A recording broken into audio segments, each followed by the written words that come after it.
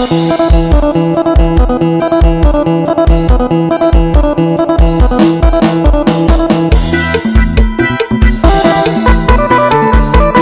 แหล่เสาแหล่เด้อบอกว่าเด้อเสาแหล่เด้อ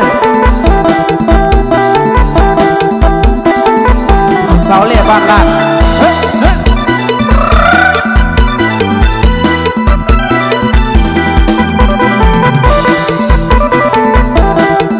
ตามคำขอตามคำขอมาทบผลงานชื่อสาวเล่ผู้สาวเล่บ้านนาตาว่าได้ทบน้องขึ้นนั้นสุขสำราญพบได้งานทางกาสามัคคีผู้สาวเล่บ้านนาเจ้าสวยเด้ดังประจันวันเพ็งห้องเป่งสีอายก็ฝากหักน้องฝากไม่ตีสุดสงสารปานีและเห็นใจอายนี่จากบ้านนามาหาน้องหวังว่าคนรวมหาให้สดใสงานแต่น้องคนดีก็เห็นใจคือที่ว่าอายจนคนบ่มีอายจะหาเงินทองไม่ขอแต่กระโดดแพงอายทองอย่าไปขอให้น้องคนดีตั้งตารอน้องจงรอวันนั้นวันวิวา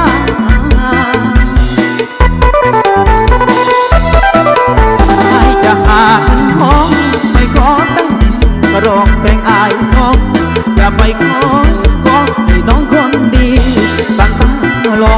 น้องจงรอวันนั้นวันวิวาเอาเกี่ยว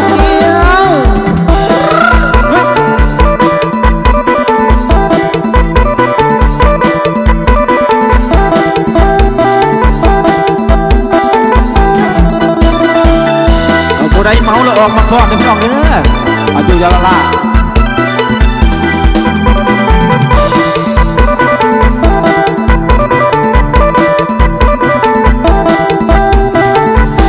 มาทบผลงานชื่อสาวเล่ผู้สาวเล่บ้านนาตาว่าให้ทบน้องขึ้นนั้นสุขสำราญพบในงานทางป่าสามัคคีโอ้สาวเล่บ้านนาเจ้าสวยเด่นดังพระจันทร์วันเพ็งห้องเป่งสีอายขอฝากหักน้องฝากไม่ตีปวดสงสารปานีและเห็นใจอายนี่จากบ้านนามาหาน้องหวังว่าคงความหาให้สดใสอยากแต่น้องคนดีก็เห็นใจหรือที่ว่าจนคนบ่มีอายจะหาน้องไม่ขอแต่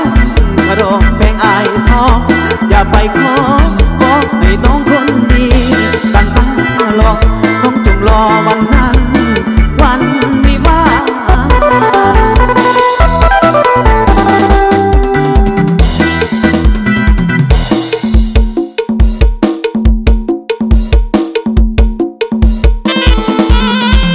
เอาสองเด้อขอเป็นตัวแทนขอบใจทั้งเนาะสหายไอตีบเด้อเอาไปได้มาอย่าย้ำหามข่าวเพื่อนเด้อน้องเอาบุญคำนำสู้เป็นอย่างนวลน้องคือมองแม่นอน้องเจ้าเป็นอย่างคือนั่งกอดเขาให้เทศให้เจ้าสู่ลาบอกอายบังน้องเกียดยังเห็นมีน้ำตายังมีอายกันดาสองแขนหอมอาบอบน้องเศร้าพอดนวลน้องอย่าร้องไปเลยน้องเจ้าเมามาบังหนูนุ่งผิดกับผู้บ่าวเม็นบอกอายพ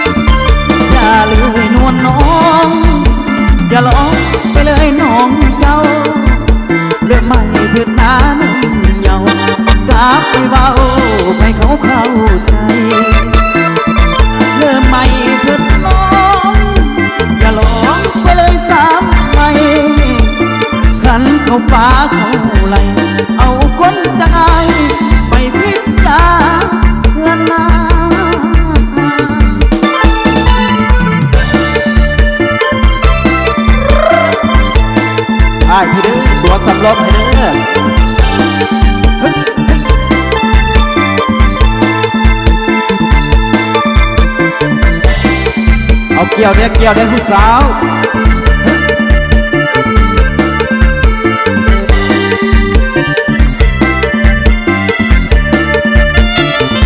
ขอเป็นตัวแท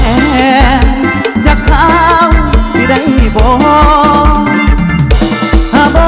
คิดต่อผู้บ่าวคนนั้นให้เจ้าหายเศร้า